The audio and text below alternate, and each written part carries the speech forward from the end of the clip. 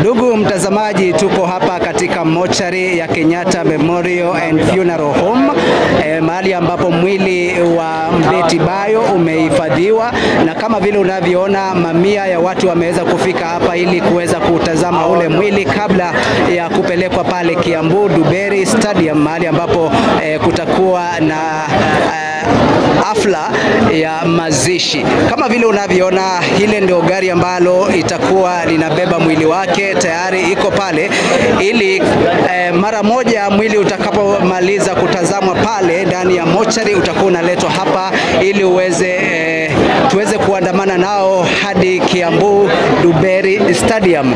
Watu ni wengi ambao wameweza kufika hapa, viongozi tayari ama kutazama mwili wa Betty Bayo.